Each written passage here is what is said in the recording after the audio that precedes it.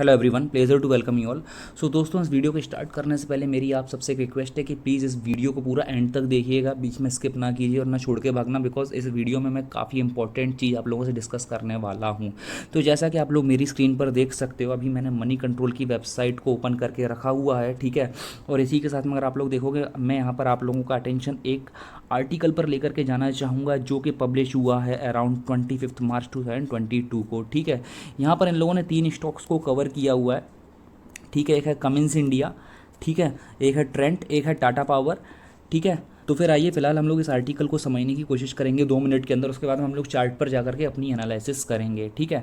तो जैसा कि हम लोग यहाँ पर नीचे स्क्रॉल करके आते हैं, तो फिर यहाँ पर ये क्या बोल रहे हैं, यहाँ पर ये बोल रहे हैं, ये यहाँ पर पहले निफ्टी का ओवरव्यू दे रहे हैं। यहाँ पर क्या बोल रहे हैं, ये यहाँ पर ये बोल रहे हैं कि we have seen around 17,000 points rally in Nifty from the low of 15,671 in the last 2 weeks, and it has sustained above the 17,000 mark from last 5 days, which shows the trend reversal signal in the nifty from negative to neutral for the short to medium term, ठीक है। तो ये यहाँ पर ये कह रहे हैं कि निफ्टी ने अभी जब रिसेंटली अपना लो बनाया था 15,670 के आसपास, ठीक है, वहाँ से निफ्टी ने 17,000 तक की रैली दी हुई है, जो कि 1700 पॉइंट की रैली थी। और यहाँ पर इनको ये साइन मिल रहा है कि निफ्टी अभी नेगेटिव साइड से न्यूट्रल की तरफ बढ़ता हुआ दिखाई दे रहा है शॉर्ट टू मीडियम टर्म के लिए। और नीचे वाले पैराग्राफ में यहाँ पर ये एक्सप्लेन ये कर रहे हैं कि निफ्टी भाई अपने 200 डे के सिंपल मूविंग एवरेज से ऊपर ट्रेड कर रहा है, जो कि यहाँ पर स्ट्रेंथ दिखा रहा है हम लोगों को निफ्टी के अंदर, ठीक है। On daily chart the index is moving in the range of 17,000 to 17,490। तो फिर निफ्टी यहाँ पर एक रेंज बाउंड ट्रेड कर रहा है, और ये भाई साहब हम लोगों को ये एक्सप्लेन करने की कोशिश कर रहे हैं कि निफ्टी यहाँ पर एक रेंज बाउंड ट्रेड कर रहा है, जो कि मैं अभी आपको जाकर के चार्ट पर एक्सप्लेन करूंगा। और यहाँ पर इनका ये कहना है कि निफ्टी की जो भी RSI का नंबर है वो 55 मार्क है, जो कि हम लोगों को निफ्टी में भी न्यूट्रल मोमेंटम दिखाता है।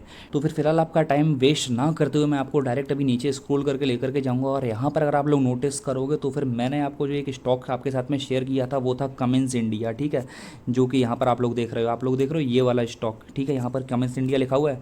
तो फिर ये यहाँ पर क्या बता रहे हैं, आपको बाय बता रहे हैं, ये अराउंड 1094 पर 1094 पर यहाँ पर ये लोग बाय कॉल दे रहे हैं। यहाँ पर इनका स्टॉप लॉस है अराउंड 1015 पर, इनका टारगेट है अराउंड 1326 का, रिटर्न ये अप्रोक्सीमेटली 21% के बता रहे हैं, ठीक है। So guys now let's move on to the chart. हम लोग चार्ट पर डिस्कस करेंगे कि मैंने कमिंस इंडिया को आपको किस लेवल के साथ में बताया था, ठीक है, और मैंने जो निफ्टी का लेवल बताया था वो आपको क्या बताया था। तो दोस्तों फिलहाल आप लोग मेरी स्क्रीन पर निफ्टी 50 का डेली चार्ट देख रहे हो, और अगर आप लोग इसके डेली चार्ट पर नोटिस करोगे तो फिर निफ्टी जो यहाँ पर पहले तो एक रेजिस्टेंस बना रहा था, कुछ इस तरह से बना रहा था, ठीक है। और फिर जब इसमें डाउनफॉल आया, करेक्शन आया, तो फिर करेक्शन जो लेवल पर आया, तो फिर हम लोगों ने यहाँ पर कुछ लेवल्स पहले ही से मार्क करके रखे थे, जो कि मैंने आपके साथ में काफ़ी पहले डिस्कस किए हुए थे जब निफ्टी में एक डाउन ट्रेंड चल रहा था। सो वो लेवल्स क्या क्या थे, वो लेवल्स अगर हम लोग वापस से मार्क कर लेंगे यहाँ पर, सी एक तो लेवल था 16,764 का, ठीक है। और उसके बाद में इसका जो लेवल एक और मैंने आपको मार्क करके बताया था वो था लेवल 16,380 के आसपास। और जो फाइनल लेवल था जो मैंने बाद में मार्क किया था, ये था जो अभी निफ्टी ने रिसेंट लो बनाया ये।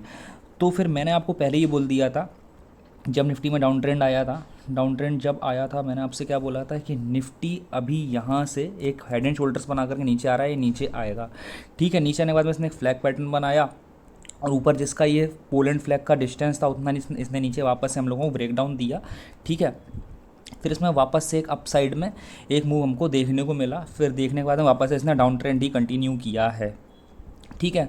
तो उसके बाद में जब निफ्टी ने वापस से हम लोगों को रिकवरी दिखाई, तो फिर मैं यहाँ पे एक्सपेक्ट ये कर रहा था या तो निफ्टी यहाँ पर डबल बॉटम बना के ऊपर जाए, अगर डबल बॉटम नहीं बना रहा है तो फिर यहाँ पर कंसोलिडेशन दे, ठीक है, और फिर ऊपर जा कर के ब्रेक करे, ठीक है, या फिर निफ्टी हम लोगों को हायर हाइज और हायर लोज बनाता हुआ दिखे, जो कि निफ्टी हम लोगों को यहाँ पर बनाता हुआ दिखा है। तो फिर जैसा कि हम लोग आर्टिकल में पढ़ रहे थे, उन्होंने क्या बोला कि निफ्टी एक रेंज में हम लोग कंसोलिडेट होता हुआ दिखाई दे रहा है। वो रेंज क्या है, वो रेंज है 17,000 से लेकर के 17,419 के बीच में।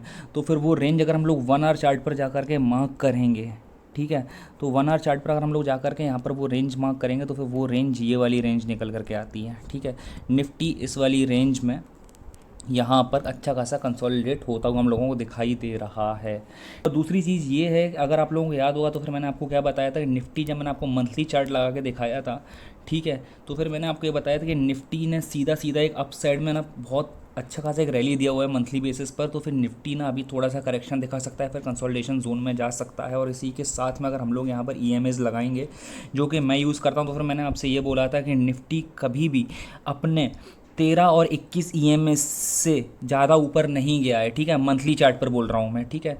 बट अभी रिसेंटली जब से कोरोना के बाद में निफ्टी में रिकवरी आई है, निफ्टी ने इतनी बड़ी रैली दी और इसने ना अभी तक अपने 13 और 21 EMA को टच ही नहीं किया, तो फिर निफ्टी यहाँ पर इसको टच करने नीचे आया था। तो फिर अभी हम लोगों को यहाँ पर क्या सिचुएशन बनती दिखाई दे रही है, मुझे तो अभी ना ये फ्लैग एंड पोल पैटर्न बनता हुआ दिखाई दे रहा है, ठीक है। हो सकता है कि निफ्टी यहाँ से नीचे ब्रेक डाउन दे और फिर थोड़ा सा हम लोग और थोड़ा डाउन साइड दिखाए, ठीक है। या फिर हो सकता है कि निफ्टी यहाँ पर इस रेंज में और कंसोलिडेशन दे हम लोगों को, और फिर बाद में अप साइड में हम लोग यहाँ पर ब्रेकआउट दे, ठीक है। ब्रेकआउट कहाँ पर, हम लोगों को ऊपर साइड में यहाँ पर ब्रेकआउट दे। सो जैसी भी सिचुएशन इवॉल्व होगी वो हम लोगों के सामने आएगी। सो दोस्तों अभी हम लोग कमेंट्स इंडिया का चार्ट जा करके देखेंगे, जो कि मैंने आप लोगों के साथ में पहले डिस्कस किया हुआ है। दोस्तों फिलहाल आप लोग मेरी स्क्रीन पर कमेंट्स इंडिया का डेली चार्ट देख रहे हो, और उसके डेली चार्ट पर मैंने कोई भी तब से एडजस्टमेंट नहीं किया जब से मैंने आपके साथ में लास्ट टाइम एनालिसिस शेयर की थी, ठीक है। और अगर आप लोगों को याद होगा तो फिर मैंने आपको क्या बताया, जो मैंने सबसे पहले इसमें ट्रेड लिया था वो लिया था यहाँ पर जब इसने head and shoulders pattern form किया था, फिर इसने यहाँ पर जब ब्रेकआउट दिया, ये मैंने पूरा ट्रेंड कैप्चर किया था। उसके बाद में ये जो स्टॉक है ये एक अप ट्रेंड में ही था, और यहाँ पर ये एक सिमेट्रिकल ट्रायंगल काइंड पैटर्न बना रहा था। इसने जब यहाँ पर ब्रेकआउट दिया ये यहाँ से सीधा ऊपर गया है। तो फिर जिस लेवल पर मैंने आपको इस स्टॉक में बाइंग बताई थी वहाँ से ही आप लोग देखोगे अगर, तो ये अप्रोक्सीमेटली, ठीक है, 14% भाग चुका है, ठीक है। तो फिर मैंने बाइंग कहाँ बताई थी आपको, मैंने बाइंग बताई थी समवेयर अराउंड आपको 988 के लेवल के आसपास। 1000 से पहले मैंने बोल दिया था इसमें पोजीशन ली जा सकती है, ठीक है। चलो मैंने माना अगर 1005 पे भी ली होगी तो भी इस स्टॉक में 10% की तेज़ी आ चुकी है, ठीक है। लेकिन जो हम लोग आर्टिकल पढ़ रहे थे वहाँ पर बाइंग रिकमेंडेशन क्या दी है, 1094 या 95 के आसपास दी थी अप्रॉक्सीमेटली। जब स्टॉक 10% भाग चुका है उसके बाद में उस आर्टिकल में वहाँ पर बाइंग रिकमेंडेशन दी गई है। मैं ये नहीं कह रहा हूँ कि मेरी एनालिसिस बेस्ट है, मैं उन लोगों को ज़्यादा स्मार्ट हूँ, मेरा ऐसा कहना नहीं है। मेरा बस ये कहना है कि मैं इसके लिए न्यूज़ बेस्ड आर्टिकल्स को कवर नहीं करता, बिकॉज अगर मुझे एंट्री पहले दिखाई देती तो फिर मैं उस स्टॉक में पहले एंट्री ले लेता हूँ। और विद ड्यू रिस्पेक्ट मैं ये मानता हूँ कि जितनी बड़ी बड़ी रिसर्च ऑर्गेनाइजेशंस हैं वो एक रिसर्च कंडक्ट करने के बाद में अपने आर्टिकल्स को पब्लिश करती हैं, तो फिर मैं उनके कोई अपोज में नहीं हूँ, मैं कोई भी निगेटिव व्यू नहीं दे रहा हूँ। मैं जस्ट ये कह रहा हूँ कि मेरा एक जस्ट ये रीज़न है कि मैं न्यूज़ बेस्ड आर्टिकल्स को, स्टॉक्स को कवर क्यों नहीं करता हूँ, क्योंकि अगर मुझे पहले एंट्री दिखाई दे रही तो मैं वहाँ पर पहले से उसमें एंटर कर जाता हूँ। लेकिन इसका मतलब ये नहीं कि मैं फ्यूचर में कभी भी न्यूज़ बेस्ड आर्टिकल स्टॉक्स को कवर नहीं करूँगा। अगर मुझे रीज़न अच्छा दिखाई देगा, रीजनेबल लगेगा, तो फिर मैं कवर भी करूँगा। सो यहाँ पर कोई कंपटीशन नहीं है। So guys let's wind up the video है। Meanwhile what do you think, please drop your suggestions in comment box and have profitable sessions ahead. See you in my next video, take care.